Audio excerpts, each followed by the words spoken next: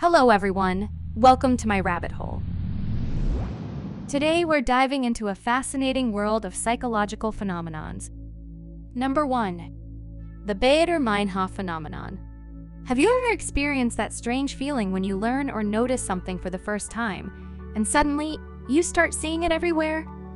It's like the universe is playing a peculiar trick on you. Well, my friends, that's the Baader-Meinhof Phenomenon in action.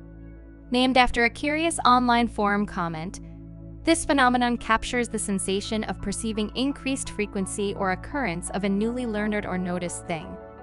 To understand how this works, let's take a peek inside our fascinating brains. Every moment, we are bombarded with an overwhelming amount of sensory information.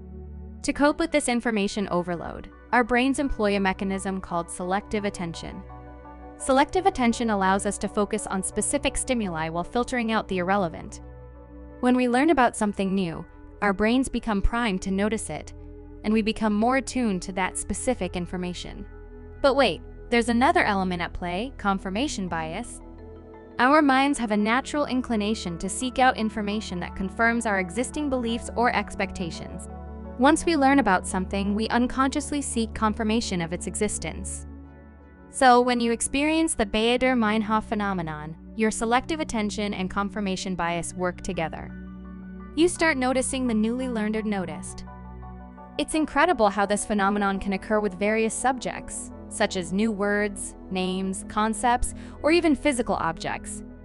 Once your attention is drawn to something, your brain's selective attention and confirmation bias make you notice it more often. Number 2. The spotlight effect. The spotlight effect is a common tendency we have to overestimate how much attention others are paying to us. It's like we imagine there's a bright spotlight shining on us, highlighting our every flaw and action.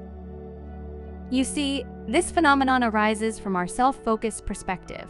We are highly aware of our own thoughts, emotions, and behaviors, which makes us believe that others are equally attentive to us. But here's the thing. The spotlight effect often leads us to exaggerate how much others actually notice or care about us. We might obsess over a small imperfection or stumble in our words thinking it's the center of attention. In reality, people are often too focused on their own concerns to pay that much attention to us. So, how can we reduce the impact of the spotlight effect?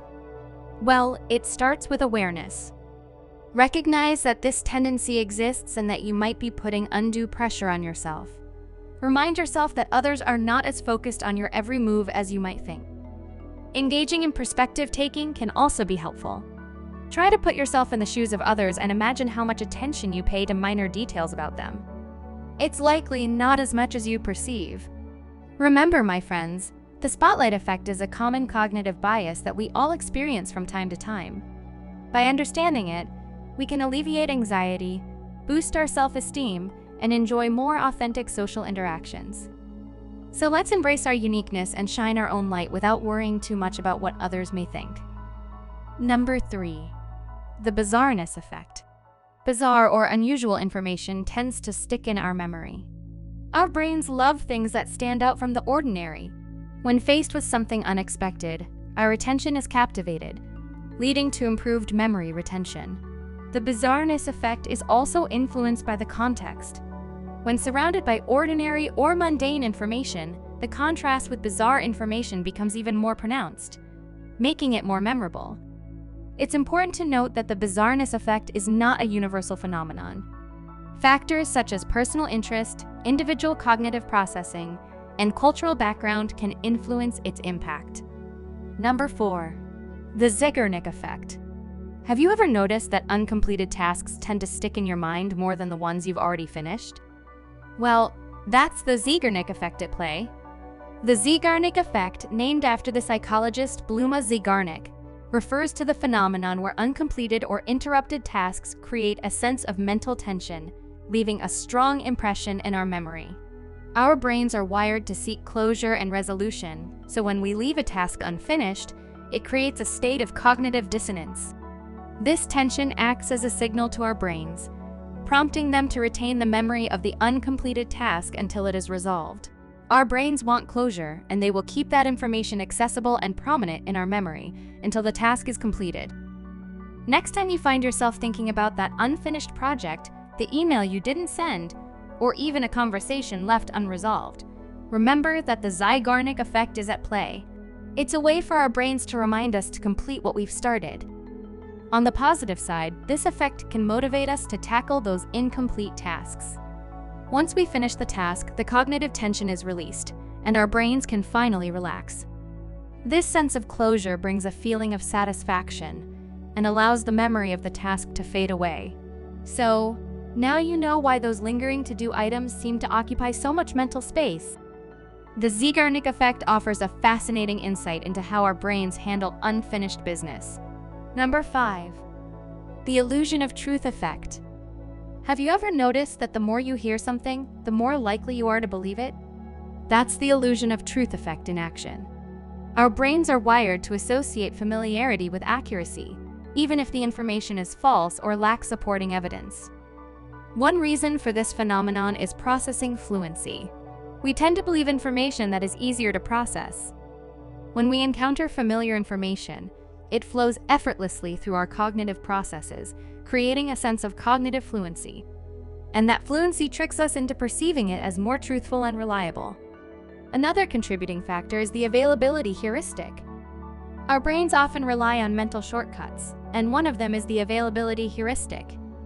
It's a tendency to judge the likelihood or truthfulness of something based on how easily examples or instances come to mind. So, when we repeatedly encounter certain information, it becomes more accessible in our memory, leading us to believe it is more common or valid. Now, let's talk about the mere exposure effect. This effect explains how repeated exposure to a stimulus increases our liking or preference for it. It also applies to our perception of truth. The more we're exposed to certain information, the more positively inclined we become, making us more likely to accept it as true. The illusion of truth effect has significant implications in various areas of our lives. Think about advertising, for instance. Advertisers often use repetition to make their claims more persuasive. By bombarding us with their messages, they rely on the familiarity created through repeated exposure to influence our perception of truth and desirability.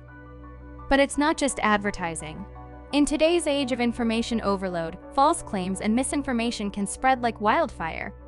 When false statements are repeated over and over again, they can be accepted as truth by individuals who aren't aware of the illusion of truth effect at play. So, how can we overcome the illusion of truth effect? It starts with critical thinking. Seek reliable sources and fact-check information. Challenge your own beliefs and diversify your sources to gain a more comprehensive understanding. By being aware of the illusion of truth effect and implementing these critical thinking strategies, we can better separate fact from fiction and make more informed judgments. Number 6. The door in the face. The door in the face technique works by starting with a large and often unreasonable request. When you naturally decline, the person then follows up with a smaller, more reasonable request. Surprisingly, you're more inclined to say yes to the smaller request this time around. This technique leverages two powerful psychological principles: reciprocity and consistency. Reciprocity is the notion that when someone does something nice for us or makes a concession, we feel an obligation to repay the favor. Consistency is our innate desire to align our attitudes and behaviors with our past actions or commitments. Here's how it plays out. When faced with the initial big request and you decline, the person returns with a smaller request as a concession. You may feel a sense of indebtedness or guilt for refusing their first request, making you more likely to comply with the smaller one to maintain consistency with your previous response. Numerous studies have shown that the door-in-the-face technique can be effective in various contexts, such as encouraging charitable donations, closing sales, or exerting social influence.